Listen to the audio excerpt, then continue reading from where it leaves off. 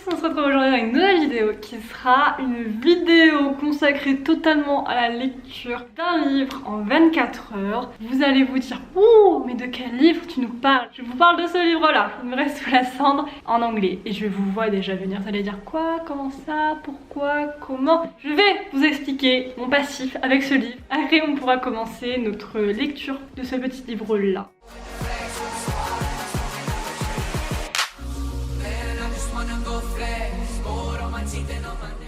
Pour ceux qui me suivent pas depuis très longtemps, faut savoir qu'il y a environ un an, lors du premier confinement, j'ai fait ma petite crise et j'ai acheté énormément de livres, dont le tome 1 et le tome 2 de cette saga en anglais. J'avais commencé ce livre, j'avais lu jusqu'à 200 pages environ, et déjà à 60 pages j'étais en mode, j'étais pas fan, enfin je trouvais que c'était très cliché et j'avais pas trop envie de m'y attarder. Et un jour où je sais pas, j'avais rien à dire, je me suis dit bon je vais quand même continuer et j'avais lu jusqu'à 200 pages et là je me suis dit juste c'est bon. J'arrête définitivement, ça me saoule et tout. Et vu que j'étais un peu dans ce mood vraiment de vendre tous les livres qui m'avaient pas vraiment plu, j'ai vendu ce livre là, j'ai vendu le tome 2 et voilà, la vie a continué son cours. Et puis on est arrivé en fin d'année, ou début 2021, je sais plus exactement, et je sais pas, je voyais tout le monde en parler et surtout parce qu'il y a le tome 4 qui est sorti récemment et je sais que le tome 4, je sais pas pourquoi mais il me donne extrêmement envie. Et à force d'en entendre tout le temps parler, je me suis dit peut-être que, je sais pas, ça va s'améliorer, peut-être. Enfin, je sais pas, mais j'étais juste obsesse avec ça et je me suis dit, bon, tu sais quoi, c'était un peu dans une période où t'essayais un peu de vendre tous tes livres ou quoi, donc je me suis dit, bon, tu vas lui donner une dernière chance. Et donc, j'ai racheté Une Bresse sous la cendre et j'avais déjà commencé à le lire il y a quelques temps parce que, je vous explique, ne venez pas m'attaquer encore une fois, mais de base, mon idée c'était de le relire du début. En reprenant ma lecture du début, j'ai vite constaté que je me souvenais absolument de tout. Déjà que je suis pas à fond dedans, que je suis là pour une seconde chance, enfin une troisième chance. Je vais pas m'embêter à relire les premières pages que je connais déjà. Donc à ce moment-là, j'ai déjà skip à la page 200 et des poussières. Entre temps, parce que ce livre-là, j'avais pris juste parce que j'avais rien d'autre à lire et que je voulais un truc facile à lire sans trop de... Enfin, vous savez, c'est ce moment où vous vous dites, je vais pas prendre le livre que je veux lire alors que je suis pas dans le mood. Bah voilà, moi j'ai pris celui-là parce que j'en avais un peu rien à faire. Sauf que après, mon livre de Sarassi est arrivé, donc je l'ai reposé. Et donc nous y voilà aujourd'hui où je me dis qu'un petit vlog en 24 heures, sur 24 heures, je pense que c'est largement faisable et comme ça, moi ça me fait du contenu. Je l'aurais lu et tout le monde est content.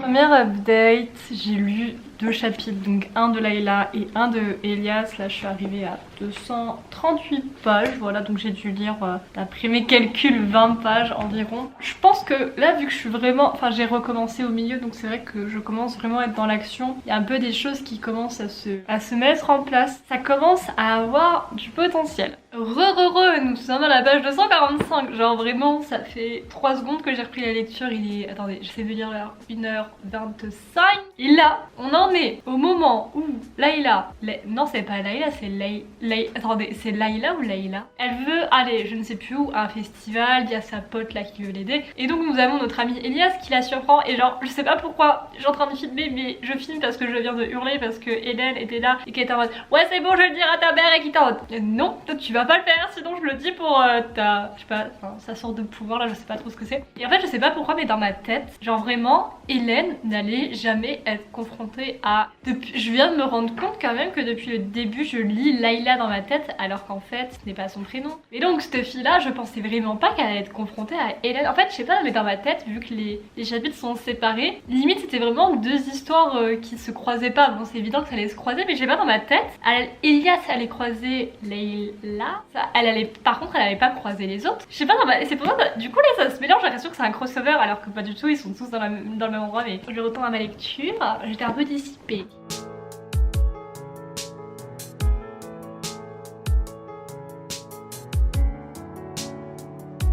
Yo, j'ai fait des pancakes, oula, ouf. Ah, pendant que je tartine mon petit pancakes de beurre de cacahuète, je vais faire une petite update. Je suis actuellement à 320 pages. Je vais pas dire que j'ai extrêmement bien avancé, mais en tout cas de là où j'en suis dans l'histoire, ça se sent que j'ai avancé vu qu'on est à la, je crois, à la 3e épreuve presque. Et enfin voilà, il y a eu quand même pas mal d'informations et de rapprochements entre Layla, oh putain, j'arriverai plus jamais à dire son nom, et Elias. On a eu plus de Hélène aussi, enfin vraiment je commence à être dedans. Je suis pas dedans en mode oh my god, genre je sens que ça va être un coup de cœur, j'adore. Déjà au moins je sens que je suis dedans, ça se passe bien, j'espère le finir avant ce soir. Mais là j'ai des pancakes à manger, so. Ok, il est 18h20, je suis à la page 402. Donc là j'ai passé genre la dernière partie. C'est tellement en train de partir en couille. Je ne comprends rien à ce qui se passe. En fait c'est trop bizarre parce que là je suis prête à lui faire des louanges un petit peu, alors que je suis vraiment la pire, genre j'ai défoncé ce livre au début. Je pars un peu en truc philosophique à me dire mais attends, t'as mis la moitié du livre à l'apprécier mais maintenant t'as fond dedans et tout, et je sais pas ce que ça veut dire et je sais pas du tout comment en faire un avis concret. De toute façon je vais pas faire mon avis maintenant parce que il me reste encore 40 pages, je crois 40-50. Je terminerai sans doute un peu plus tard dans la soirée, voilà, parce que là je vais aller lire les commentaires sur mes vidéos, y répondre, je vais aller cuisiner et aussi j'ai passé le moment où il y a le augure, je sais pas comment ça se dit on va dire en français, mais qui vient de dire à Layla qu'elle était the Ember in the Ashes, et Marcus genre est-ce que je l'apprécie pas du tout mais en même temps j'ai envie de le voir empereur, enfin je sais pas, et qu'on en parle parce que j'ai l'impression d'être la dernière personne sur le YouTube, sur le Bookstagram à ne pas avoir lu ce livre, en tout cas le premier tome. So, je viens de finir le livre, voilà, donc il s'est avéré que je me suis trompée. Je suis contente de lui avoir donné une 3e chance. Je pense que je vous ferai une update, une analyse de mon avis demain matin plutôt, parce que là, mes idées ne sont pas claires encore, mais j'ai mis 4 étoiles. Merci de m'avoir suivi pendant ce parcours passionnant de lecture. Il est totalement, il va être 15h, donc vraiment, je vous ai dit hier, je vous reprends le matin pour vous donner mon avis. Ouais, moyennement, je lui ai mis la note de 4 étoiles déjà parce que il mérite 4 étoiles. Je sens que l'univers est fourni, qu'il est bien. Des fois il y a des livres que je trouve bien, mais je n'apporte pas forcément de crédit à l'auteur, enfin je me dis juste c'est, voilà, il y a des bons filons dedans, mais elle, cette autrice là, je sais pas, je sens qu'elle a vraiment un bon truc en fait pour construire les univers et pour écrire les histoires, etc. J'ai pas lu tous ses livres donc je vais pas parler trop vite, mais déjà bon, vu son succès je pense qu'il y a forcément quelque chose. Au niveau des personnages, Layla, je sais pas, genre je veux dire, c'est le personnage, je la supporte, mais bon après je la trouve pas ouf. Elias, ça va, je l'aime bien, mais pareil, je trouve qu'il a un petit peu, genre là, un petit peu trop parfait, je sais pas, mais je l'aime bien quand même. Hélène, je n'ai pas vraiment d'avis sur elle parce qu'au final on la voit extrêmement peu, on la connaît extrêmement peu, mais bon je sais qu'il y a beaucoup de gens qui commencent à beaucoup mieux l'apprécier dans le tome 2, donc je verrai pendant le tome 2. Bah là je me rends compte que je me suis pas forcément attachée à des personnages. Vraiment j'ai bien aimé, je suis contente d'avoir continué, je suis contente d'avoir donné une 3e chance à ce livre. Comme quoi il faut persévérer les amis, mais par contre je garde mon avis et c'est ça qui est très étrange, c'est que vraiment la première moitié du livre j'aurais pu le brûler. Et après ça va mieux, mais ça va mieux après quand même la moitié du livre, ce qui est un petit peu long. Et voilà, il a eu de la chance ce livre d'avoir beaucoup de hype sur Instagram qui a fait que j'ai été influencée et que je l'ai continué. Parce que sinon clairement il aurait pas vu